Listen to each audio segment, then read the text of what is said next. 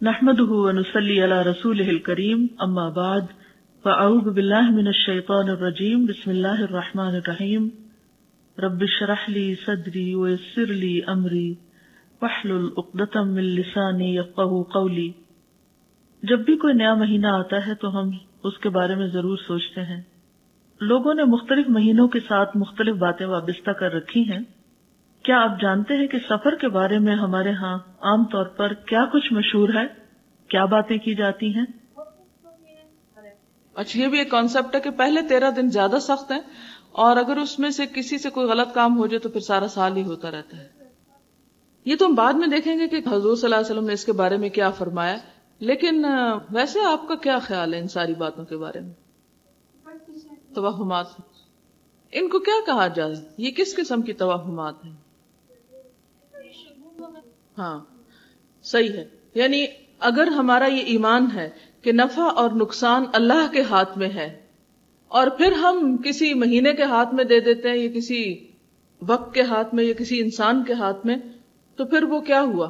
اس کو ہم نے شریک کر لیا، تو یہ ایک لحاظ سے شرک بھی بنتا ہے۔ بدعت تو خیر چھوٹا ہی لفظ ہے اس کے لیے۔ اس کے بارے میں چند ایک باتیں آپ سے کرنا چاہوں گی کہ اللہ تعالیٰ زمین اور آسمان، رات اور دن اور ہر چیز کا خالق ہے۔ رات، دن اور ماہ و سال کے مجموعے کا نام زمانہ ہے، اور زمانے کے بارے میں کیا کہا گیا؟ اس کو برا نہ کہو۔ نہ تو بذات خود کوئی مہینہ اور سال برا ہے، اور نہ کوئی دن اور نہ کوئی زمانہ، کوئی منحوس نہیں، بلکہ برائی کرنے والے خود برے ہیں۔ مہینوں کا نام ہر قوم میں اپنی قومی زبان کے لحاظ سے رکھے گئے ہیں۔ عربوں نے اپنے محاوروں میں ان 12 مہینوں کے نام 12 قسم کے رکھے ہیں۔ عربی محاوروں کی وجہ تسمیہ کچھ آپ کے سامنے آتی ہے۔ اس کو آپ ابن کثیر کی اس آیت کے تحت بھی پڑھ سکتے ہیں کہ ان عدت الشہور عند اللہ 12 شہرا فی کتاب اللہ۔ اس کی تفسیر میں ابن کثیر نے اس بات کو بیان کیا ہے۔ اور سخاوی نے اپنی مشہور کتاب المشہور فی اسماء الایام والشہور، جس کا معنی ہے کہ مشہور ایام اور مہینوں کے ناموں کے بارے میں، ان کی شہرت کیسے ہوئی، اس میں لکھتے ہیں کہ محرم کے مہینے کو محرم اس کی تعظیم کی وجہ سے کہتے ہیں، اور اس نام کی وجہ اس کی حرمت کی تاکید ہے۔ اس لیے عرب جاہلیت کے زمانے میں اس کو بدل دیتے تھے، محرم کی جگہ کوئی اور مہینہ لے آتے تھے، کبیسہ کا مہینہ بڑھا دیتے تھے نا، کبھی حلال کر ڈالتے، کبھی حرام کر ڈالتے۔ اس کی جمع محرمات، محارم اور محاریم ہے۔ سفر کی وجہ تسمیہ یہ ہے کہ اس مہینے میں عموماً ان کے گھر خالی رہتے تھے، اور یہ لڑائی بھڑائی اور سفر میں چل دیتے تھے۔ جب مکان خالی ہو جائے تو عرب کہتے ہیں سفر المکان، سواد سے، اور اس کی جمع ہے اسفار، جیسے جمل کی جمع ہے اجمال۔ ربیع الاول کا نام اس وجہ سے ہے کہ اس مہینے میں ان کی اقامت ہو جاتی تھی، یعنی رک جاتے تھے۔ ارتباع کہتے ہیں اقامت کو، اور اس کی جمع ہے ارباع۔ ربیع کی جمع ارباع، جیسے نصیب کی جمع انصباء، اور اسی وجہ سے اس کی جمع اربعہ بھی ہے، جیسے رغیف کی جمع ارغفہ بھی ہوتا ہے۔ ربیع الاخر، آخر نہیں آخر، فرق ہے نا دونوں میں۔ اس کا نام اس لیے کہ اسی وجہ سے ہے، گویا یہ اقامت کا دوسرا مہینہ ہے، آخر دوسرے کو کہتے ہیں نا، نیکسٹ۔ جمادی الاولیٰ کی وجہ تسمیہ یہ ہے کہ اس مہینے میں پانی جم جاتا تھا۔ ان کے حساب میں مہینے گردش نہیں کرتے تھے، یعنی ٹھیک ہر موسم پر ہی ہر مہینہ آتا تھا۔ جس طرح فکس مہینے ہوتے ہیں نا، جیسے ہمارا دسمبر میں سردی ہوتی ہے، اور تو ان کے ہاں بھی ابتدا میں وہ 10 دن بڑھا دیتے سال میں، تو پھر وہ کیا ہوتا، ایک ہی موسم میں مہینے آتے چلے جاتے۔ اور ہو سکتا ہے یہ وجہ بھی ہو کہ اگر یہ 10 دن نہ بڑھائے جائیں، کیونکہ عربی میں تو سارے مہینے گردش کرتے رہتے ہیں، ہر موسم میں آتے ہیں، اس کی وجہ یہ ہوگی کہ جب ابتدا میں انہوں نے اس کا نام یہ رکھا ہوگا تو اس وقت ایسا ہی موسم ہوگا۔ اب آپ سوچ رہے ہوں گے کہ مکہ میں تو بڑی گرمی ہوتی ہے، کہاں پانی جمتا ہے اور کس موسم میں جمتا ہے؟ لیکن آپ دیکھیں کہ مکہ کی نسبت مدینہ ٹھنڈا ہے، اور وہاں اچھی خاصی سردی ہوتی، اور پھر اس کی نسبت ریاض اور نجد کا علاقہ جو ہے تو بہت ہی ٹھنڈا ہے، شدید قسم کی سردی پڑتی، شدید موسم ہے وہاں، شدید گرمی شدید سردی۔ کہا جاتا ہے محمد بن عبد الوہاب کے سنتریوں میں سے ایک سنتری سردی سے جم گیا تھا. کہا جاتا ہے, آئی ڈونٹ نو صحیح ہے کہ نہیں, جس سے یہ ذہن میں آتا ہے کہ وہ جب ابتدا میں پہلی مرتبہ جو مہینوں کی سیٹنگ کر رہے ہوں گے ناموں کے اعتبار سے, تو اس میں جماد نقطہ انجماد آپ کے ہاں بھی استعمال ہوتا ہے. پھر اسی طرح ایک شاعر نے بھی کہا کہ جمادہ کی سخت اندھیری راتیں جن میں کتا بھی بمشکل ایک آدھ بار ہی بھونکتا ہے, یعنی ٹھنڈک کی وجہ سے. اس کی جمع جمادیات آتی ہے, جیسے حبارہ اور حباریات. یہ مذکر مؤنث دونوں طرح مستعمل ہے. جماد الاولی اور جماد الاخرہ یا اخرى اسی لیے کہا جاتا ہے کہ دوسرا بھی ویسا ہی, یعنی 2 مہینے ایک جیسے, کیونکہ جب سردی آتی ہے تو 1 مہینہ ہی تو نہیں آتی. رجب یہ ماخوذ ہے ترجیب سے. ترجیب کہتے ہیں تعظیم کو. رجب تعظیم کی وجہ سے, کیونکہ یہ مہینہ عظمت و عزت والا ہے, اس لیے اس کو رجب کہتے ہیں. اس کی جمع ارجاب ہے اور رجبات بھی ہے. شعبان کا نام شعبان اس لیے کہ اس میں عرب لوٹ مار کے لیے ادھر ادھر متفرق ہو جاتے, شعب گروہوں میں بٹ جاتے. تشعیب کے معنی ہے جدا جدا ہونا, پس اس مہینے کا نام یہی رکھ دیا گیا. اس کی جمع ہے شعابین اور شعبانات. رمضان کو رمضان اس لیے کہتے ہیں کہ اس میں اونٹوں کے پاؤں بوجہ شدت گرمی کے جلنے لگتے تھے. رمضت الفصال اس وقت کہتے ہیں جب اونٹوں کے بچے سخت پیاسے ہوں. اس کی جمع رمضانات آتی ہے. ہم تو اردو میں رمضانوں کہتے ہیں نا, تو رمضانات. اور رمادین اور رامزہ بھی آتی ہے. بعض لوگ یہ کہتے ہیں کہ یہ اللہ کے ناموں میں سے ایک نام ہے. یہ محض غلط اور ناقابل التفات قول ہے. اس کے بارے میں ایک حدیث بھی ہے لیکن وہ ضعیف ہے. شوال ماخوذ ہے شالت الابل سے. یہ مہینہ اونٹوں کی مستیوں کا مہینہ ہے, یعنی ابتدا میں جب رکھا گیا اس کا نام, اور یہ وہیں اٹھا دیا کرتے ہیں, اس لیے اس کا نام یہی ہو گیا. اس کی جمع شواویل اور شواول اور شوالات آتی ہے. ذوالقعدہ یا ذوالقعد کا نام ہونے کی وجہ یہ ہے کہ اس ماہ میں عرب لوگ بیٹھ جایا کرتے تھے. قعدہ کا معنی ہوتا ہے بیٹھ جانا, لڑائیاں لڑ کے بیٹھ جاتے, نہ لڑائی کے لیے نکلتے اور نہ سفر کے لیے. اس کی جمع ہے ذوات القعدہ. ذوالحج کو ذوالحج اس لیے کہتے ہیں کہ اس ماہ میں حج ہوتا ہے, اس لیے اس کا نام یہ مقرر ہو گیا. اس کی جمع ہے ذوات الحج, زو سے زوا اور حج کو حج, حجات نہیں. تو یہ تھی ان ناموں کی وجہ تسمیہ.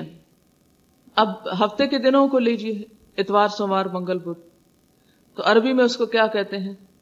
اتوار کو کہتے ہیں یوم الاحد. اس کی جمع آحاد بھی ہوتی.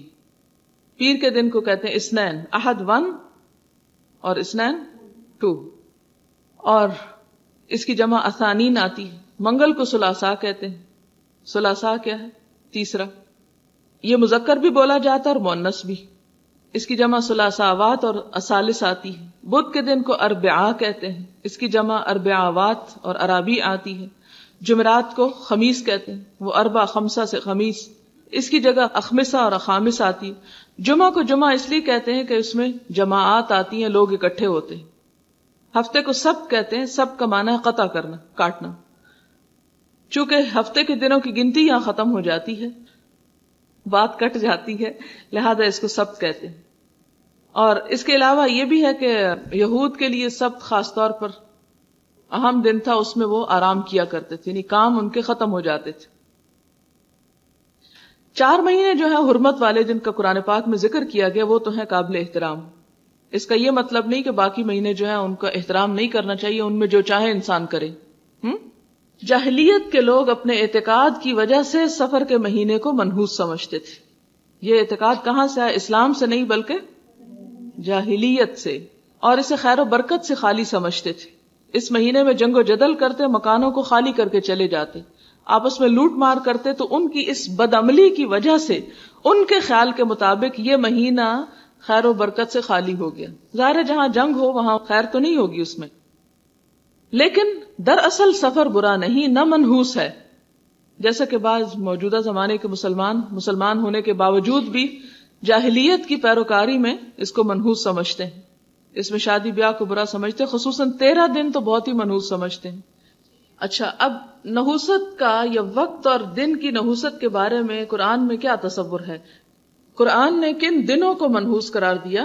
ہاں, جن دنوں میں قوموں پر عذاب آیا، تو وہ دن منحوس نہیں تھے بلکہ وہ عمل ایسے تھے کہ جنہوں نے بدبختی کو دعوت دی۔ اللہ سبحانہ وتعالیٰ قرآن پاک میں فرماتے ہیں کہ کل انسان الزمناہ طائرہ فی عنقہ وَنُخْرِجُ لَهُ يَوْمَ الْقِيَامَةِ كِتَابًا يَلْقَاهُ مَنْشُورًا اقرأ کتابک کفیٰ بنفسک اليوم علیک حسیبا۔ معنی کیا ہے اس آیت کا؟ کہ ہر انسان کی بدشگونی، ہر انسان کی قسمت اس کے گلے میں لٹک رہی ہے۔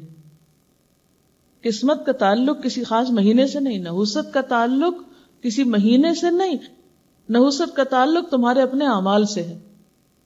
تم خود لڑائی جھگڑے کرتے ہو، جنگ و جدل کرتے ہو، تب تمہارے گھر خالی ہوتے ہیں، تب تمہاری عورتیں بیوہ ہوتی ہیں، تب تمہارے بچے کٹتے مرتے ہیں۔ تم کہتے ہو یہ مہینہ خرابی کرتا ہے، یہ تو تم خود ہو جو کرنے والے ہو۔ کل انسان الزمناہ طائرہ فی عنقہ، ہر انسان کی قسمت اس کے اپنے گلے میں لٹک رہی ہے، جو اس کے اعمال کی شکل میں اس کے سامنے آتی ہے۔ اس میں کسی مہینے کو کوئی دخل حاصل نہیں ہے۔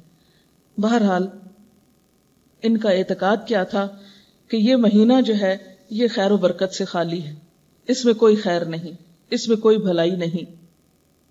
اور پھر نہ صرف یہ کہ خیر و برکت سے خالی کہتے، بلکہ اس کے ساتھ کچھ اور شگون بھی لیتے۔ عربوں کے ہاں بہت سے توہمات تھے۔ مثلا یہ جو طائر کا لفظ توہم کے لیے استعمال ہوتا ہے، ان کے ہاں کیا تھا کہ جب کوئی کام کرنے کا ارادہ کرتے تو پرندے کو اڑاتے یا جانور بھگاتے۔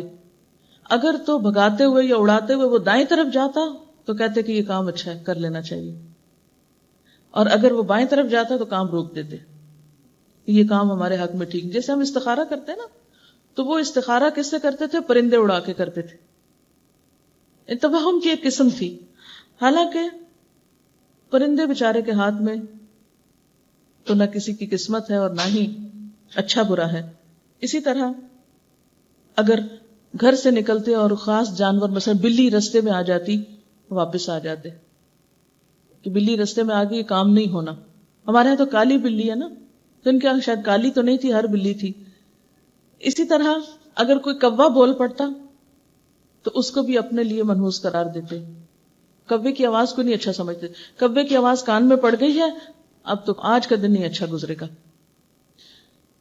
آج سویرے سویرے فلاں میرے منہ لگ گیا ہے، آج کا دن ضرور کوئی خرابی ہوگی۔ اس قسم کے توہمات ان اہل عرب کے ہاں بہت سے تھے۔ نبی صلی اللہ علیہ وسلم نے آ کر ان توہمات کے بارے میں لوگوں کو ایجوکیٹ کیا اور کیا بتایا کہ کسی بھی انسان کی بدقسمتی کے اسباب خود اس کے اپنے اعمال میں ہیں، اس کے اندر ہیں، کسی طوطے چڑیا بلی میں نہیں ہے۔ کسی بلی کے ہاتھ میں، کسی کوے کے ہاتھ میں، کسی طوطے کے ہاتھ میں کسی کی قسمت نہیں ہے۔ کسی پرندے کے اڑنے یا کسی جانور کے بھاگنے سے کچھ بھی تم صحیح اندازہ نہیں لگا سکتے، یہ محض اتفاق ہے کہ وہ کدھر کو گیا۔ بعض اوقات ہوا کا رخ ہو سکتا ہے، بعض اوقات اڑانے کا اینگل ایسا ہو سکتا ہے۔ لہٰذا ان چیزوں سے تم توہمات سے اپنی قسمت منسوب نہ کرو۔ رسول اللہ صلی اللہ علیہ وسلم نے فرمایا، من رجعت الطیرۃ عن حاجتہ فقد اشرک، جو کسی چیز سے بدفالی پکڑ کے اپنے مقصد سے لوٹ آیا اس نے شرک کیا۔ یعنی مثلا کوئی بلی دیکھ کے واپس آ گیا، اپنا کام چھوڑ دیا اس نے، تو اس نے شرک کیا، کیونکہ بلی کوئی قسمت بنا یا بگاڑ نہیں سکتی، بلی کے گزرنے سے کچھ نقصان نہیں ہوتا۔ اور اگر انسان یہ سمجھتا ہے کہ نقصان بلی کی چال میں ہے یا بلی گزرنے میں ہے، تو یہ اس نے اللہ کے ساتھ شریک کر دیا۔ کیوں؟ اس لیے کہ ایک مسلمان کا عقیدہ یہ ہے کہ نفع اور نقصان سب اس کے ہاتھ میں ہے، کسی دوسرے کے ہاتھ میں نہیں ہے۔ صحابہ نے پوچھا، اے اللہ کے رسول صلی اللہ علیہ وسلم، ایسا شخص پھر کیا کفارہ دے کہ اس کی توبہ قبول ہو جائے؟ کیونکہ آپ کو معلوم ہے کہ شرک سب سے بڑا گناہ ہے، اللہ تعالیٰ سارے گناہ معاف کر دیں گے مگر شرک معاف نہیں ہوگا۔ تو صحابہ نے پوچھا کہ اگر ایسا کرنا شرک ہے تو شرک سے پھر کیسے ہم جان چھڑائیں؟ آپ نے فرمایا کہ وہ شخص یوں کہے، اللہم لا طیر الا طیرک ولا خیر الا خیرک ولا الہ غیرک ثم یمضی لحاجتہ، اے اللہ تیری فال کے بغیر اور کوئی فال نہیں، یعنی اصل بھلائی تیرے ہاتھ میں ہے، تیری بھلائی کے بغیر کوئی اور بھلائی نہیں، تیرے سوا اور کوئی معبود نہیں. یہ الفاظ کہہ کہ اپنے کام کو چلا جائے، یہ اس کا کفارہ ہے. یعنی وہ کام کر لے جس سے رکا تھا، محض ایک گمان کی وجہ سے، محض ایک وہم کی وجہ سے. رسول اللہ صلی اللہ علیہ وسلم نے فرمایا بدفعلی ایک شرک ہے، یعنی بری فعل لینا کسی چیز سے یا کسی چیز کو اپنے حق میں منحوس سمجھنا، یہ ایک شرک ہے. اس کو 3 مرتبہ فرمایا. اور ابن مسعود نے فرمایا کہ ہم میں ایسا کوئی نہیں جس کو خیال نہ آتا ہو کہ ہائے یہ ہو گیا تو اب پتہ نہیں آگے کیا ہوگا. یعنی وہم تو ہر ایک کو آتا ہے، یعنی شیطان ہر ایک کو خوف دلاتا ہے. مثلا عام طور پہ آپ دیکھیں ہمارے ہاں کس طرح طرح کے توہمات ہیں. مثال کے طور پر کسی بچی کی شادی کے موقع پر اگر خدا نخواستہ گھر کا کوئی بزرگ فوت ہو گیا جس کی موت کا دن پہلے سے لکھا ہوا تھا، اب وہ لڑکی خاندان والوں کے لیے منحوس قرار پاتی. اسی طرح بہت سی ایسی چیزیں ہیں. مثلا کسی شادی پر عموماً کسی بیوہ کو یا ایسی عورت جس کے بچے مر جائیں اس کو شریک نہیں ہونے دیتے کہ یہ نعوذ باللہ منحوس ہے، اس کے آنے سے یہ جس کی شادی ہو رہی ہے اس کے اوپر بھی اثر پڑے گا. کسی انسان کے اندر نحوست نہیں، نحوست باہر نہیں ہوتی، نحوست اپنے اندر ہوتی ہے. اللہ نے اگر ہمارے حق میں کچھ لکھ رکھا ہے تو وہ کوئی اس کو ٹال نہیں سکتا، اور اگر وہ ٹال دے تو کوئی اس کو ہمارے حق میں نقصان دہ کر نہیں سکتا. پھر اسی طرح اس کا علاج کیا ہے؟ توکل، اللہ پہ بھروسہ. ابن مسعود کہتے ہیں کہ خیال تو آتے ہی ہیں، کوئی چیز ٹوٹ جاتی، کچھ ہو جاتا ہے تو انسان فوراً سوچتا ہے کہ فلاں نے کیا، فلاں کی وجہ سے ہوا، فلاں میرے گھر میں آج آیا تھا، اس کا منحوس قدم پڑا تھا تو اس وجہ سے یہ میرا نقصان ہوا. تو یہ صرف وہم ہے، توہم ہے، سپرسٹیشنز میں سے ہے. اس کا علاج کیا؟ اللہ پہ بھروسہ اور توکل. کیونکہ انسان اس طرح کمزور ہو جاتا ہے اپنے روزمرہ کے کاموں میں، لین دین میں، اور بہت سی چیزوں میں رکاوٹیں پڑ جاتی. بہت سے کام اگر انسان ہر روز کسی ایک سبب سے ایک کام روک دے، آج یہ نہیں کرنا کیونکہ آج فلاں بول پڑا، آج یہ نہیں کرنا کیونکہ فلاں گر پڑا، اور تو انسان پھر کام کرے گا کب؟ مثلاً اگر آپ ساری بارات لے کے شادی کے لیے نکلے اور آگے سے کالی بلی رستہ کاٹ گئی تو اب کیا شادی روک دیں گے؟ سب جن کو اکٹھا کیا ان کو گھروں میں بھجوا دیں گے اور دلہن وہاں انتظار کرتی بیٹھی رہے گی اگر اس بات کو سچائی سمجھ لیا جائے. اور بلی پتہ نہیں کس شومیہ قسمت سے کہاں سے وہ گزر رہی تھی اپنے کس رزق کی تلاش میں. تو کس نے بتایا؟ کہاں لکھا ہوا ہے؟ کیا دلیل ہے ہمارے پاس؟ کچھ بھی نہیں، صرف لوگوں کی باتیں، صرف لوگوں کے خیالات ہیں کہ ایسا ہو جاتا اور ایسا ہو جاتا ہے. اس کے پیچھے نہ کہیں قرآن میں کچھ فرمایا گیا ہے، نہ نبی صلی اللہ علیہ وسلم کی سنت میں کچھ ہے، اور اپنی زندگی کو ہم نے محض انجانے اور بے حقیقت خوف کی وجہ سے مشکل بنا لیا ہے. اسی لیے اللہ سبحانہ وتعالیٰ قرآن پاک میں فرماتے ہیں الم تر الی الذین اوتوا الکتاب یؤمنون بالجبت والطاغوت، کیا تم نے دیکھا ہے ان کتاب والوں کو کہ یہ جبت اور طاغوت پہ ایمان لاتے ہیں. یہ جبت کیا چیز ہے؟ جبت کہتے ہیں بے اصل، بے حقیقت، بے فائدہ چیز کو، اور اسلام کی زبان میں کہانت، فال لینا، ٹونے ٹوٹکے، بدشگونی، وہمی باتیں، وہمی خیال، سپرسٹیشنز، ان کو جبت کہتے ہیں. تو اللہ تعالیٰ فرماتے ہیں تم نے دیکھا یہ پیپل آف دا بک، یہ پڑھے لکھے لوگ، یہ کتاب والے جن کے پاس اللہ کی کتاب شریعت موجود ہے، ان کا حال دیکھو کہ یہ جبت پر ایمان لائے ہوئے ہیں، بے حقیقت باتوں کو مانتے ہیں، ان کی عقل کہاں گئی ہے. اور پھر وَيَقُولُونَ لِلَّذِينَ كَفَرُوا هَؤُلَاءِ أَهْدَىٰ مِنَ الَّذِينَ آمَنُوا سَبِيلًا، اور کافروں کے بارے میں کہتے ہیں کہ ایمان والوں سے تو یہی زیادہ سیدھے رستے پر ہیں. فرمایا أُولَٰئِكَ الَّذِينَ لَعَنَهُمُ اللَّهُ، ایسے لوگوں پر اللہ لعنت کرتا ہے. یعنی جو بے حقیقت چیزوں پر ایمان رکھیں وہ اللہ کی رحمت سے محروم ہوتے ہیں. وَمَن يَلْعَنِ اللَّهُ، اور جس پر اللہ لعنت فرما دے فَلَن تَجِدَ لَهُ نَصِيرًا، تو اس کے لیے تو ہرگز تم کسی کو اپنا مددگار نہیں پاؤ گے. یعنی اگر اللہ کی رحمت سے کوئی دور ہو جائے تو اللہ کے سوا کوئی نہیں کہ پھر اس انسان کی کوئی خیر کر سکے. رسول اللہ صلی اللہ علیہ وسلم نے فرمایا پرندے کے نام سے، کنکری پھینک کے، لکیر کھینچ کے، پرندہ اڑا کے، فال لینا، سب جبت میں شامل ہے. یہ سب بے حقیقت باتیں. یعنی جو فال اور زائچے وغیرہ بناتے ہیں ان کی اسلام میں کوئی حقیقت نہیں. اسی طرح جادو، کہانت، فال گیری، ٹونے ٹوٹکے، یہ سب چیزیں اسلام میں ممنوع ہیں اور انسان کے دین کے لیے نقصان دہ ہیں. سحر یا جادو کے بارے میں فرمایا کہ جس نے جادو کیا اس نے گویا کفر کیا، یعنی ایمان کا دشمن ہے جادو. اور اسی طرح آپ نے کچھ پڑھ کے دھاگے پہ گرا لگانے کو جادو کی قسم قرار دیا، کیونکہ بعض اوقات کسی کے پاس نہیں جاتے، لوگ خود ہی بیٹھ کے اس قسم کے کام کرتے رہتے ہیں. تو یہ سب چیزیں ناپسندیدہ ہیں. حضرت ابو ہریرہ رضی اللہ تعالی عنہ سے روایت ہے، صحیح بخاری کی یہ روایت ہے، رسول اللہ صلی اللہ علیہ وسلم نے فرمایا مرض کا لگ جانا، یعنی یہ وہم کرنا کہ مجھے فلاں سے لگی ہے، الو سے بدشگونی لینا، بیڈ اومن، اور سفر کے مہینے کو منحوس سمجھنا، یہ سب باتیں بے حقیقت ہیں، ان کی کوئی حقیقت نہیں.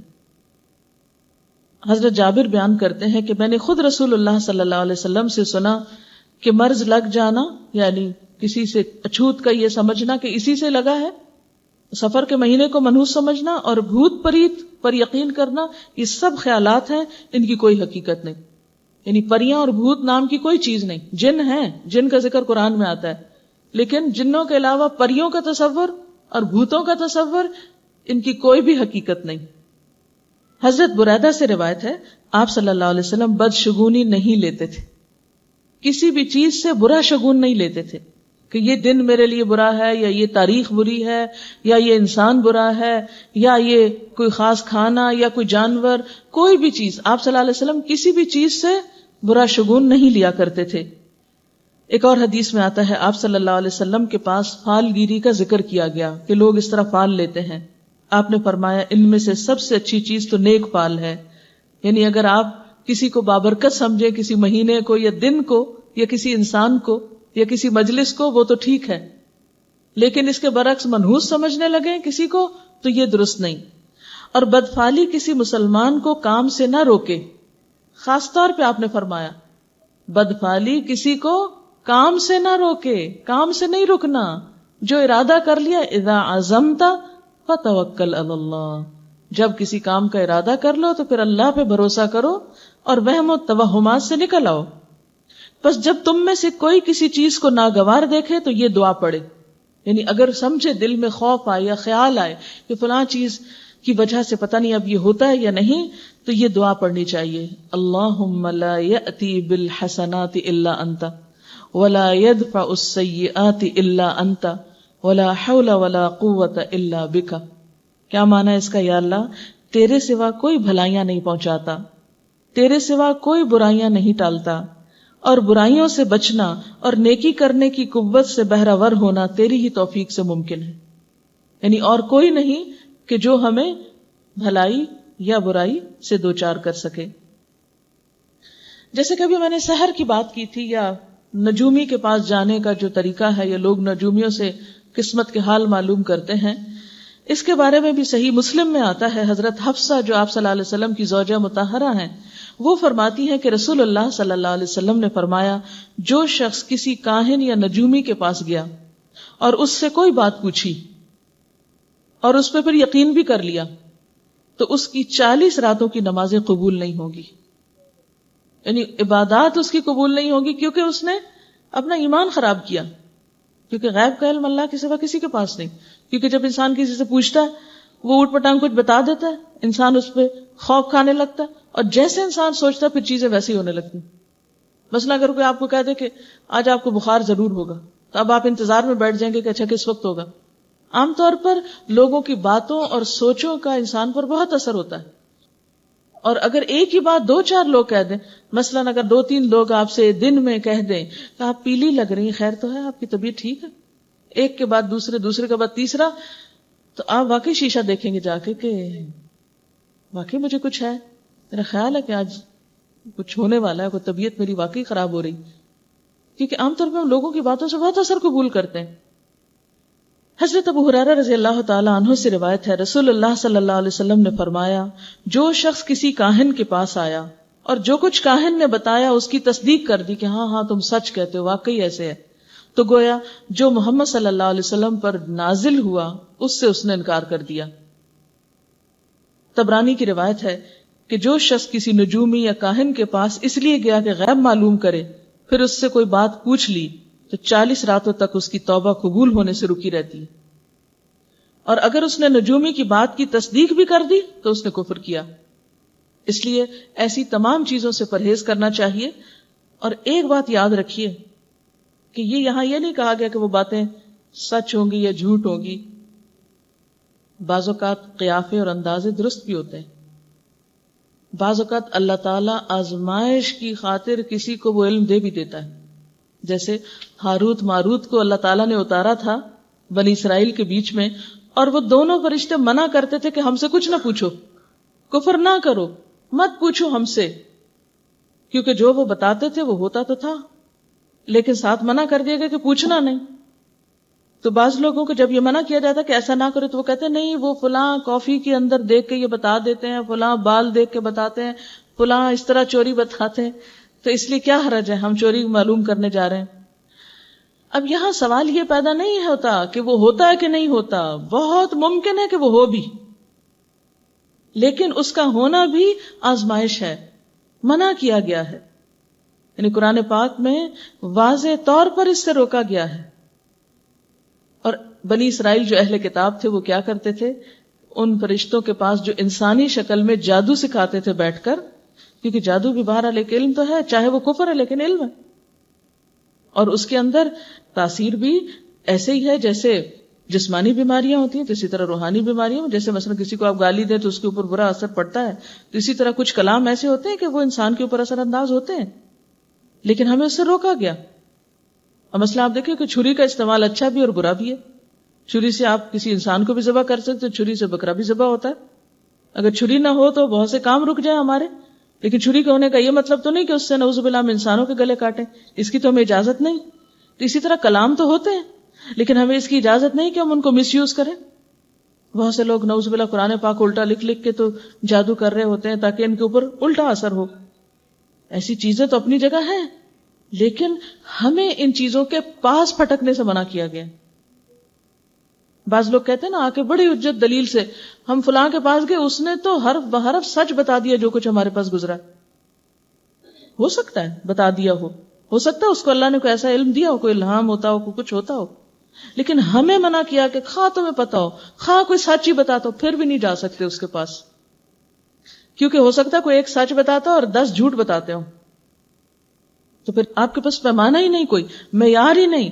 لہذا انسان کے فائدے میں انسان کو روکا گیا، نہ جادو کے پاس پٹکو، نہ نجومیوں سے ہاتھ دکھاؤ، نہ ہی کسی اور قیافہ شناسوں کے پاس جاؤ، نہ بدفالی، نہ پرندے اڑا کے، نہ ہی کسی آواز، کسی مہینے، کسی تاریخ اور کسی دن اور کسی ہیرے کو اور کسی خاص رنگ کو اپنے لیے منحوس یا قسمت کا سبب سمجھو۔ کیونکہ بعض لوگ کہتے ہیں ہم کالا رنگ نہیں پہنتے کیونکہ ہمیں سوٹ نہیں کرتا۔ بھئی کیوں نہیں سوٹ کرتا؟ اب کالے رنگ کے تو بال بھی ہمارے سر پہ اور بھویں بھی ہیں اور آنکھوں پہ بھی بال لگے ہوئے، تو پھر سب اٹھوا دو۔ اگر کالا رنگ ہی آپ کو سوٹ نہیں کرتا تو یہ سب کچھ اتروا دو، پھر جو بھی کالا نشان ہے منہ پہ یا جسم پہ۔ اسی طرح بعض لوگ سفید رنگ نہیں پہنتے کہ نہیں ہم شادی پہ نہیں سفید پہن سکتے، فلاں دن نہیں پہن سکتے۔ یہ سب چیزیں ہم نے خود گھڑ لی، نہ رنگوں سے قسمت کا تعلق ہے کوئی، نہ دنوں سے، نہ وقت سے، نہ انسانوں سے، نہ جانوروں سے، نہ مہینوں سے، نہ سالوں سے، نہ دن سے، نہ رات سے، کسی چیز سے نہیں۔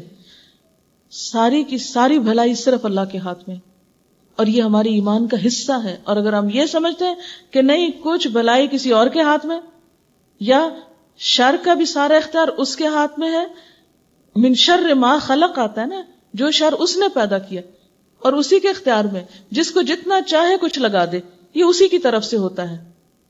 ورنہ تو آپ دیکھیں ہم کہتے ہیں فلاں سے مجھے بیماری لگی، اس سے اس کو لگی، ٹھیک ہے وہ اچھوت کی بیماریاں ہیں، منع کیا گیا ہے کہ آپ بیمار کے پاس گھس کے مت بیٹھیں، لیکن یہ کہنا کہ فلاں نے مجھے بیمار کیا، یہ لفظ غلط ہے۔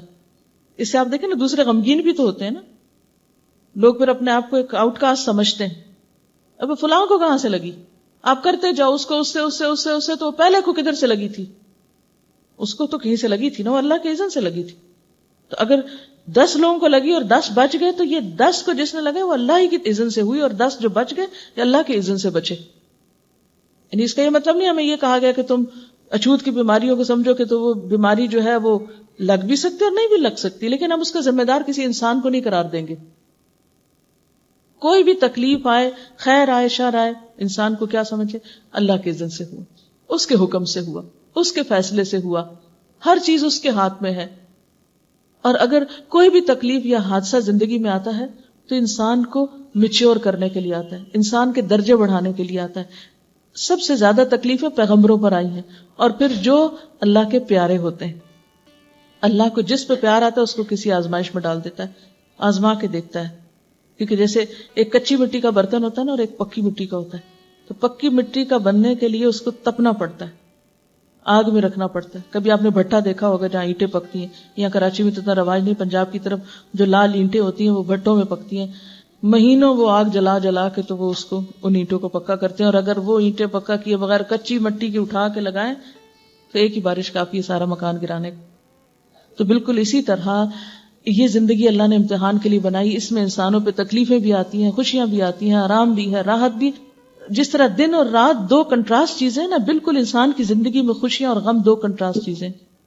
کبھی صحت ہے، کبھی بیماری ہے، کبھی اچھا حال ہے، کبھی برا، کبھی دل خوش ہے بغیر کسی وجہ کے، ہنسی نہیں رک رہی، بے وجہ ہنسنا شروع کیے تو ہنستے چلے، اور کبھی دل اداس ہے بغیر کسی وجہ کے. کیونکہ قرآن میں آتا ہے ہوا اضحک و ابکا، اس نے ہنسایا اور اس نے رلایا. خوشی، غم، صحت، بیماری، مال و دولت، فقر، غریبی، یہ سب اس کے اذن سے ہوتا ہے. وہ جس کو چاہے نوازتا ہے، جس کو چاہے روک دیتا ہے. لہٰذا ان چیزوں کے پیچھے پڑنا جو ہے یہ درست نہیں. اب آپ دیکھیں کہ یہ جو ہم ایک سٹارز پہ بھی بہت بلیو کرتے ہیں، ہاروسکوپ پہ اور سٹارز اور اس طرح کی چیزیں، اس کے بارے میں ہمارے دین نے تو ہمیں 1400 سال پہلے بتا دیا کہ یہ سب بیکار کی باتیں. لیکن ہم پھر بھی باز نہیں آتے. لوگوں کا اکثر دل پسند مشغلہ یہ ہوتا ہے کہ اخبار میں سب سے پہلے وہ پیج دیکھتے ہیں جہاں ہمیں اپنے ہفتے کا حال معلوم ہو. اور یہ صرف ایک توہم ہے، حال چال اس میں کچھ نہیں ہوتا. یہ میرے سامنے ایک اخبار کی کٹنگ ہے، اس کو پڑھ کے سناتی ہوں. اس میں لکھا ہے سائنسدانوں نے بالآخر 40 سال کی سائنسی تحقیق کے بعد ثابت کر دیا کہ علم فلکیات محض فریب اور دھوکے کے سوا کچھ نہیں.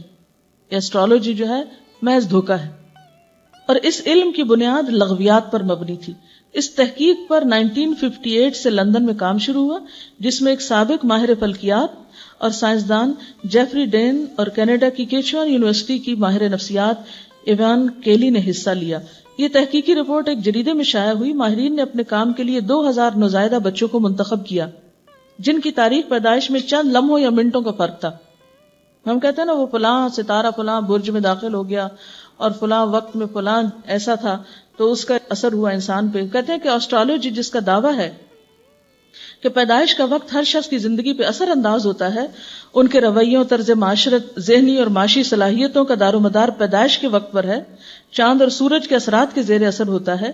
لیکن جب ان بچوں کی پرورش کی گئی تو معلوم ہوا کہ ہر بچے کی ذہنی صلاحیت، رویے، جنسی صلاحیت، حساس پن اور کردار ایک دوسرے سے بالکل مختلف تھا. سائنسدان ان بچوں کے درمیان کوئی مماثلت تلاش کرنے میں ناکام ہوئے.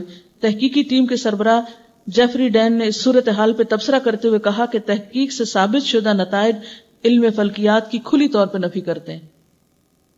یعنی 40 سال کی ریسرچ نے یہ ثابت کیا کہ یہ جو ستاروں کی موومنٹ سے انسانی قسمت پر کچھ بھی اثر نہیں ہوتا، جبکہ ہمیں ہمارے دین نے 1400 سال پہلے بتا دیا کہ یہ، وہ کہتے ہیں نا کہ بڑا مشہور شعر ہے جس میں آتا ہے کہ یہ جو چاند ستارے ہیں انہیں کیا میری قسمت کا حال معلوم، یہ تو بےچارے خود ہیں بیکاری، پتہ نہیں کہاں کہاں پھرتے، نہیں خود گردش میں. ان کا تو اپنا حال ہی ہے کہ یہ خود گردش میں، میری قسمت کو گردش سے کہاں نکالیں گے، یہ میری گردش زمانہ کو کہاں سے یہ درست کریں گے، یہ تو خود بھی اس مصیبت کا شکار ہیں. اسی طرح یہ سمجھنا کہ فلاں ستارے کی وجہ سے بارش ہوئی یا فلاں اس کے، یعنی یہ کہنا کہ ہاں ہواؤں کا رخ یہ تھا تو بارش آئی، یہ تو ایک سائنٹیفک فیکٹ ہے. اللہ تعالیٰ قرآن پاک میں فرماتے ہیں کہ ہوائیں بادل اٹھاتی ہیں اور پھر خاص زمین پہ اللہ کے اذن سے جا کے برساتی ہیں. لیکن اگر یہ سمجھا جائے کہ فلاں ستارہ طلوع ہوا یا اس کی وجہ سے یہ بارش ہوئی، تو حضرت زید بن خالد سے روایت ہے کہ آپ نے ہمیں حدیبیہ میں صبح کی نماز پڑھائی، اور یہ واقعہ بارش کے بعد کا ہے جو رات کو ہوئی تھی. جب آپ نماز سے فارغ ہوئے تو لوگوں کی طرف متوجہ ہوئے اور فرمایا، کیا تم جانتے ہو تمہارے رب نے کیا کہا؟ صحابہ نے عرض کیا اللہ اور اس کا رسول بہتر جانتے ہیں. آپ نے فرمایا اللہ تعالیٰ فرماتے ہیں میرے بندوں نے اس حال میں صبح کی کہ کچھ مجھ پر ایمان لانے والے تھے اور کچھ میرے ساتھ کفر کرنے والے. جس نے یہ کہا کہ اللہ کے فضل اور اس کی رحمت سے ہم پہ بارش ہوئی پس وہ مجھ پہ ایمان لانے والا ہے، اور جس نے کہا فلاں فلاں ستارے کی وجہ سے بارش ہوئی پس وہ میرے ساتھ کفر کرنے والا ہے اور ستاروں پہ ایمان لانے والا ہے. لہذا بارشوں کا آنا یا نہ آنا یہ کسی ستارے کی وجہ سے نہیں ہوتا. ہاں یہ ضرور پتہ چلتا ہے کہ انسانوں کی جب بدعمالیاں بہت بڑھ جاتی ہیں تو پھر اللہ تعالیٰ ناراض ہوتے ہیں اور بارشوں میں کمی ہوتی ہے، اس سے قحط سالی آتی ہے. اور اگر زمین پر پرند چرند نہ ہو تو اللہ تعالیٰ انسانوں کے گناہوں کی وجہ سے ایک گھونٹ پانی نہ اتارے، لیکن یہ اس کی رحمت ہے. اسی لیے کہتے ہیں نا بارش اس کی رحمت ہے، رحمت سے آتی ہے. اگر ہمارے گناہوں پہ نعوذ باللہ پکڑنے لگے تو ہم بہت سی خیر سے محروم ہو جائیں. اب بات یہ ہے کہ اتنی کلیئر باتیں ہونے کے باوجود بھی آج ہم مسلمانوں کے اندر یہ توہم موجود ہے کہ ماہ سفر میں ہزاروں بلائیں اترتی. آپ نے بھی یہ بات سنی ہوئی ہوگی، اسی لیے لوگ اس مہینے میں شادی بیاہ نہیں کرتے، اسی طرح کوئی خوشی کی تقریب نہیں کرتے، اور کہتے ہیں کہ اگر سفر میں شادی ہوئی تو صفر ہو جائے گی، یعنی کامیاب نہیں ہو سکتی. اس لیے سفر کے مہینے کا انتظار کرتے ہیں کہ ختم ہو جائے اور اس کے بعد پھر ربیع الاول میں پروگرام کریں. اور اس مہینے کی خاص طور پر 13 تاریخ کو بہت منحوس سمجھا جاتا ہے. اب آپ دیکھیں کہ 13 کا عدد انگریزوں میں بھی بڑا ناپسندیدہ عدد ہے، یہ بیڈ اومن لیتے ہیں اس سے. کینیڈا میں ایک جگہ پہ مجھے جانے کا اتفاق ہوا تو کافی اونچی بلڈنگ تھی. اندر جب داخل ہوئے تو لفٹ میں جب گئے تو شاید 20th فلور یا کس پہ جانا تھا، تو وہاں کسی خاتون نے میری توجہ دلائی، کہتے آپ دیکھیں ذرا اس میں 13 کا عدد نہیں ہے، کیونکہ یہاں یہ توہم پڑھے لکھے لوگوں میں. اب آپ دیکھیں کہ باقی تو ان پڑھ ہیں، وہاں پڑھے لکھے لوگوں میں یہ توہم موجود ہے کہ 13ویں منزل پہ رہنا اور 13 نمبر کمرے میں رہنا اور 13 نمبر فلیٹ میں رہنا یہ منحوس ہے. حالانکہ 13 کا عدد کیا ہے، اس میں کیسے نحوست گھس گئی؟ لیکن خیال ہے، اس خیال نے ہمارے اوپر اتنا اثر کیا کہ ہم خوف کا شکار ہو گئے، اور پڑھے لکھے ہونے کے باوجود پوری ایک فلور جو ہے اس کا نمبر ہی اڑا دیا اور اس کو غائب کر کے اگلے پہ چلے گئے. تو بہرحال ہم مسلمانوں کے اندر بھی ایسی چیزیں موجود ہیں، اور سفر کے خاص طور پہ پہلے 13 دنوں کو 13 تیزہ کہا جاتا ہے کہ اس میں حالات بہت تیز ہوتے ہیں، اور پھر بعض اوقات گھنگنیاں ابال ابال کے کھاتے ہیں اور یہ سمجھتے ہیں کہ ان چنوں کا یا گندم کا ابال کے کھانا جو ہے وہ نحوست دور کرتا ہے. حالانکہ اس سے کیا ہوگا مجھے سمجھ نہیں آتی. کیا سال کے باقی دنوں میں چنے چاٹ نہیں کھاتے؟ اس کو کون سی نحوست ہوتی ہے؟ اگر خاص طور پر ان دنوں میں، اور اگر کسی کا ویسے اسٹمک اپسیٹ ہو تو وہ کیسے کھائے گا، اس کی نحوست تو پہلے سے آ چکی ہے.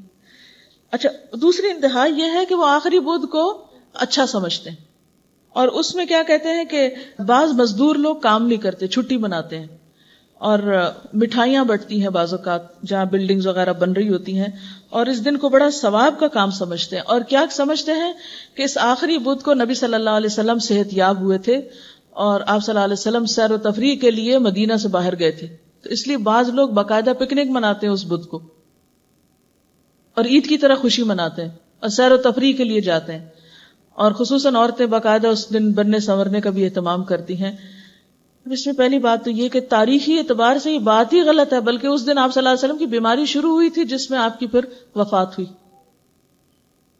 یعنی کہاں یہ کہ جہاں آپ کی بیماری شروع ہو رہی ہے، معلوم نہیں ہمیں کس نے سجھا دیا کہ اس دن آپ صحت یاب ہوئے. کسی بھی ایک صحیح تاریخی روایت میں ایسی کوئی چیز نہیں پائی جاتی کہ اس دن آپ صحت یاب ہوئے تھے. اچھا، بعض لوگ اس دن چوری بھی دیتے ہیں، چوری بناتے ہیں یا کچھ، اور کیا کہتے ہیں کہ اس دن نبی صلی اللہ علیہ وسلم صحت یاب ہوئے تھے تو آپ نے چوری کھائی تھی. اب آپ دیکھیں کہ نیا نیا کوئی شخص بیماری سے اٹھا ہو تو کیا اس کو چوری کھلاتے ہیں؟ یعنی عقل کو بھی یہ بات نہیں لگتی. یعنی آہستہ آہستہ انسان واپس لوٹتا ہے اور انسان کھانے کی طرف آتا ہے. اور آپ کو معلوم ہونا چاہیے کہ نبی صلی اللہ علیہ وسلم نے اپنی زندگی میں کبھی بھی چپاتی نام کی چیز نہیں کھائی، جس کو ہم چپاتی بولتے ہیں، یا میدے کی روٹی کبھی نہیں کھائی. چوری تو کہاں کھائیں گے آپ؟ آپ ہمیشہ ان چھنے آٹے کی، موٹے آٹے کی روٹی کھاتے تھے، جس کو آج ہم نے پھر سمجھ لیا کہ ہاں صحت کے لیے وہی اچھا ہے. براؤن بریڈ اسی لیے بہت عام ہو رہی ہے بنسبت چپاتی کے. بہرحال بعض لوگ جو ہیں ان دنوں میں مٹی کے برتن توڑ دیتے ہیں گھر میں، اور وہ کہتے ہیں کہ اس طرح ساری بلائیں جو ہیں وہ ٹل جائیں گی. پھر اسی طرح کچھ لوگ اس مہینے میں آنے والے سال کے لیے 365 آٹے کی گولیاں بنا کے ہر گولی پہ قرآن کا کوئی خاص حصہ پڑھتے ہیں اور پھر مچھلیوں کو کھلاتے ہیں جا کے، اور یہ کہتے ہیں کہ اس سے بھی بلائیں ٹلتی ہیں. جی یا المزمل ہر گولی پہ پڑھتے ہیں. تو اگر کسی شہر میں تالاب ہی نہ ہو اور سمندر اس کے کنارے نہ لگتا ہو، وہ کہاں مچھلیاں لائے گا اور ان کو کھلائے گا؟ اور اگر 2-4 مچھلیاں اور ان کو 365 گولیاں ہر ایک نے لا کے ڈالی ایک تالاب میں، میرا خیال ہے تالاب آٹے سے بھر جائے گا. بھر گیا. لا حول ولا قوت الا باللہ. اور مچھلیوں کو الٹا مارنے والے دنیا بھر میں انوائرنمنٹ کے بارے میں لوگ اتنے کانشیس ہیں، اور اگر وہ یہ دیکھیں کہ مسلمان جانوروں کو اس طرح آٹا کھلا کے مار رہے ہیں اور تالاب کو آٹے سے بھر رہے ہیں، تو کیا سوچیں گے ہمارے بارے میں؟ یعنی کس قدر ناسمجھی کی باتیں ہیں نا. تو بات یہ ہے کہ آپ صلی اللہ علیہ وسلم نے خاص طور پر سفر کا نام لے کے فرمایا کہ لا عدوا ولا طیرا ولا حام ولا سفر، کوئی سفر منحوس نہیں، سفر میں کچھ بھی نہیں ہے، کوئی ایسی خاص عبادت نہیں ہے، کوئی نحوست نہیں ہے، کوئی اور اس قسم کی توہمات کرنے کی ضرورت نہیں ہے. جو حدیث میں آپ کو سنا رہی ہوں یہ باقاعدہ اوتھینٹک بخاری مسلم کی حدیثیں ہیں کہ جس میں آپ صلی اللہ علیہ وسلم نے اپنے لوگوں کو توہم سے نکالا تھا، اور ہم نے پھر باتیں گڑ گڑا کے دوبارہ اپنے آپ کو اسی چکر میں ڈال دیا. پہلی بات یہ کہ اس مہینے میں نبی صلی اللہ علیہ وسلم سے کسی خاص عبادت کی بھی کوئی تاکید نہیں ہے، صرف یہ کہ آپ کا معمول تھا کہ ہر مہینے کے جو ایام 20 ہوتے تھے اس میں روزے رکھتے تھے، اور وہ سفر میں بھی اور ربیع الاول اور ہر مہینے میں. ایام 20 کیا ہے؟ چاند کی 13، 14 اور 15 تاریخ جب فل مون ہوتا ہے. جب فل مون ہوتا ہے نا تو اس کی روشنی اور اس کا جو وہ ایک خاص ہے. تو آپ نے دیکھو کہ سمندر پر وہ اثر انداز ہوتا ہے، یعنی اس سے مد و جزر ہوتا ہے، ہائی ٹائیڈ ہوتی ہے. تو اسی طرح انسانی جسم کے اندر بھی یعنی ایک خاص قسم کی وہ اس کے جو جذبات ہیں یا اس کے اندر جو ایک احساسات ہیں ان پر ضرور اثر انداز ہوتا ہے. اور یہ قسمت یا وہ کوئی ان نون چیز نہیں ہے، اس سائنٹیفک فیکٹ کے جو چاند کے جو روشن راتیں ہیں وہ سمندر کے پانی پر اثر انداز ہوتی ہیں، اسی طرح انسانی طبیعتوں پر بھی اثر انداز ہوتے ہیں. تو انسان کو کول ڈاؤن کرنے کے لیے نبی صلی اللہ علیہ وسلم نے ان 3 دنوں کے روزے کو مسنون قرار دیا، جو صرف سفر میں نہیں ہر مہینے رکھے جا سکتے ہیں. اور رمضان میں تو خیر سارا ہی مہینہ ہوتا ہے، 13، 14 اور 15 چاند کی. اب یہ جتنی بھی توہمات ہیں، مثلاً آپ دیکھیں ہمارے ہاں یہ کہتے ہیں کہ دائیں آنکھ پھڑ کے تو مصیبت آتی ہے، نعوذ باللہ.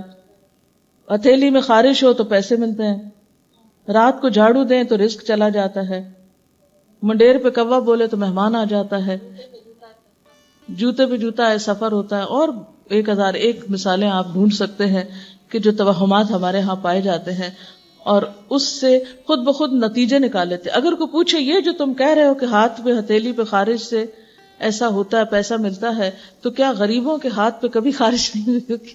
یہ غریبوں کو کبھی خارش کی بیماری نہیں لگی ہوگی؟ یہ سب ہمارے اپنے فتوے ہیں اور یہ جھوٹی باتیں، ان کی کوئی حقیقت نہیں. یاد رکھیں مومن کا عقیدہ کیا ہے کہ نفع اور نقصان صرف اللہ کے ہاتھ میں ہے.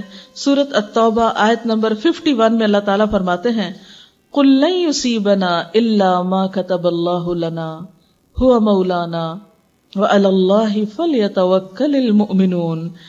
آپ کہہ دیجئے ہمیں ہرگز کوئی برائی یا بھلائی نہیں پہنچتی مگر وہ جو اللہ نے ہمارے لیے لکھ دی.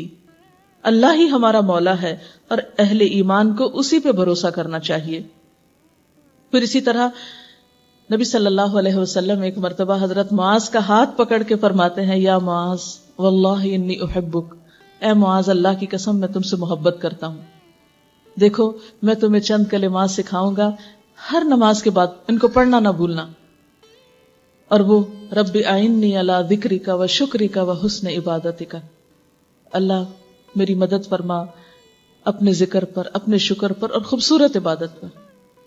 اسی طرح آپ صلی اللہ علیہ وسلم نے ایک اور دعا سکھائی، ہر نماز کے بعد یہ پڑھی جاتی، اللہم لا مانع لما آتیت ولا معطی لما منعت ولا ينفع ذا الجد منک الجد. اے اللہ نہیں کوئی روک سکتا جو آپ عطا کر دیں، یعنی تو جو دے تو کوئی بھی اس میں رکاوٹ نہیں ڈال سکتا، اور کوئی دے نہیں سکتا جو آپ روک دیں. اگر اللہ کا اذن نہ ہو تو ساری دنیا کے لوگ مل کر بھی فائدہ نہیں دے سکتے. جیسا کہ ایک اور حدیث میں آتا ہے کہ آپ صلی اللہ علیہ وسلم نے فرمایا کہ تم یقین رکھو کہ اگر سارے لوگ مل جائیں اور تمہیں کچھ فائدہ دینا چاہے تو جب تک اللہ کا اذن ہو نہیں دے سکتے، اور سارے مل کے کوئی نقصان دینا چاہے تو نہیں دے سکتے جب تک اللہ کا اذن نہ ہو. اور نہیں فائدہ دے سکتی کسی دولت مند کو آپ کے عذاب کے مقابلے میں دولت، یعنی قیامت کے دن انسان کی دولت اس کو عذاب سے نہیں بچا سکے گی. اور آخری بات یہ کہ یہ جو ہم طوطا فال لیتے ہیں یا چوری کے لیے فال نکلواتے ہیں، اس میں بھی بہت احتیاط کی ضرورت ہے. بعض اوقات اگر کسی کی چوری ہو جائے تو لوگ کیا کرتے ہیں کہ امام مسجد یا کسی بھی علم والے سے دیوان حافظ یا گلستان یا قرآن پاک سے فال نکالتے ہیں، اور سچا عقیدہ ان کا ہوتا ہے، وہ مخصوص ورقے کھول کے تو ان کے اندر سے کوئی اندازے لگاتے ہیں کہ اچھا یہ لفظ آ گیا تو اس لفظ سے فلاں کا نام بنتا ہے، اور کون کون ہے تمہارے خاندان میں اس طرح، تو کسی نہ کسی پہ الزام لگا دیا جاتا ہے کہ فلاں چور ہے تمہارے گھر میں. اس کے بارے میں ایک واقعہ ہے کہ ایک شخص پر اسی طرح چوری کا الزام لگا. بڑا ناسمجھ شخص تھا. اس نے جا کے مسجد میں قرآن کا ورقہ بھی پڑھا اور کہا یہ قرآن بھی جھوٹا اور امام بھی جھوٹا، کیونکہ وہ چور نہیں تھا. اس میں ناحق الزام، اس نے بھی بہت غلط کیا. لیکن بات یہ ہے کہ اسلام میں چوری معلوم کرنے کا یہ طریقہ بالکل درست نہیں. اس سے کیا ہے، اگر آپ نے کسی پہ ناحق الزام لگایا تو سخت پکڑ ہوگی.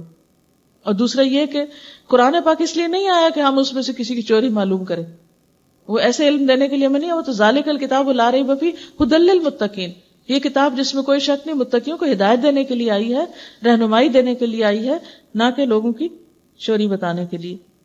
اور جہاں تک اس بات کا تعلق ہے نا کہ یہ جو انسان کو ڈر ہوتا ہے کہ کوئی مصیبت نہ آ جائے یا کوئی تکلیف نہ آ جائے، تو اس سے بچنے کے لیے حفاظت کی دعائیں موجود ہیں جو صرف سفر کے مہینے میں نہیں، سارا سال پڑھنی چاہیے. صبح و شام کی دعائیں جو ہیں، مسنون اذکار جو ہیں، جس میں اگر باقی دعائیں نہ بھی آتی ہوں تو آیت الکرسی چاروں کل صبح شام پڑھ کے اپنے پر بچوں پہ دم کر دیں، انشاءاللہ بہت سی حفاظت کے لیے کافی. اسی طرح سورۃ البقرہ کی آخری آیتیں آمن الرسول سے آپ صلی اللہ علیہ وسلم نے فرمایا جو شخص شام کے وقت ان کو پڑھ لیتا ہے وہ رات بھر کے لیے اس کو کافی ہو جاتی ہیں، کوئی بلا ولا نہیں اترے گی، کوئی مصیبت.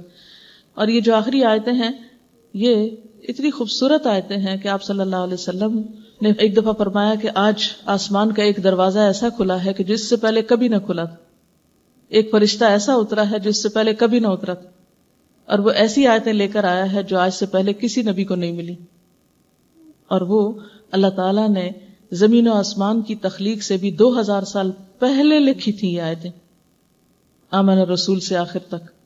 عرش کے خاص خزانے سے یہ آیتیں ملی ہیں ہم کو، ہم سے پہلے کسی امت کو نہیں ملی. تو اگر آپ مغرب کے وقت نماز میں ہی مثلاً اس کو پڑھ لیں، یا کسی بھی وقت رات کو سونے سے پہلے پڑھ لیں، آیت الکرسی پڑھ کے چاروں طرف پھونک دیں، تو انشاءاللہ اللہ کی حفاظت پہ آپ رہیں گے. ورنہ کسی اور کے بس میں حفاظت نہیں ہے کسی کی. ولا يؤوده حفظهما وهو العلی العظیم. کیوں؟ اس لیے کہ لا تأخذه سنۃ ولا نوم، نہ اللہ تعالیٰ سوتے ہیں نہ اس کو اونگ آتی. کتنے بھی گارڈ رکھ لیں اونگ آ سکتی، ان کو نقصان پہنچایا جا سکتا، لیکن اللہ تعالیٰ کی ذات کوئی اس تک نہیں پہنچ سکتا. لہذا اصل حفاظت اسی کی حفاظت. اس لیے انسان انسانوں سے بے نیاز ہو کر، کوئی انسان آپ کو نقصان نہیں دے سکتا. یاد رکھیں، یقین ہونا چاہیے اور ایمان ہونا چاہیے. اس سے انسان کے اندر اتنا توکل اور اتنی بے خوفی اور اتنا اطمینان آتا ہے کہ کوئی مجھے نقصان نہیں دے سکتا جب تک اللہ نہ چاہے، اور میں اپنے آپ کو اللہ کی حفاظت میں دیتی ہوں. اور اسی طرح آپ کا مال، جان، عزت، ہر چیز اس کے ہاتھ میں. نبی صلی اللہ علیہ وسلم کا طریقہ کیا تھا؟ جب کوئی خوف ہوتا، جب کوئی پریشانی ہوتی، جب کوئی تکلیف ہوتی، فوراً اللہ کی طرف رجوع کرتے. ہمیشہ نماز کے ساتھ مدد مانگتے، جس طرح خود اللہ تعالیٰ نے قرآن پاک میں فرمایا وَاسْتَعِينُوا بِالصَّبْرِ وَالصَّلَاةِ، صبر اور نماز کے ساتھ مدد مانگو. تو جو طریقہ قرآن میں بتایا گیا، جو نبی صلی اللہ علیہ وسلم کی سنت ہے، اس کو چھوڑ کر مچھلیوں کو آٹے کی گولیاں کھلانے سے کوئی حفاظت نہیں ہوگی اور کوئی بلائیں نہیں ٹلیں گی، اور نہ چنے کی گھنگنیاں کھانے سے کوئی مصیبت ٹل سکتی ہے. یہ سب خرافات ہیں، خود ساختہ چیزیں ہیں، دین ایمان کو نقصان دینے والی ہیں. لہٰذا جو اصل ہے اس کی طرف لوٹیں، اور جو توہمات ہیں ان سے خود کو نکالیں، کیونکہ ان کا سب سے بڑا نقصان یہ ہے کہ انسان کام سے رک جاتا ہے. انسان کے ارادے متزلزل ہو جاتے ہیں، انسان کے اندر سے ڈٹرمنیشن ختم ہو جاتی، یقین اور ول پاور کم ہو جاتی. تو اس لیے ان چیزوں سے بچنا بے حد ضروری. تو اللہ تعالیٰ سے دعا ہے کہ اللہ تعالیٰ ہمیں ہر طرح کے توہمات، بدشگونیوں اور ایسے گمان سے بچائے اور شرک سے بچائے کہ جو انسان کے اعمال کی بربادی کا ذریعہ ہوں. وآخر دعوانا ان الحمد للہ رب العالمین.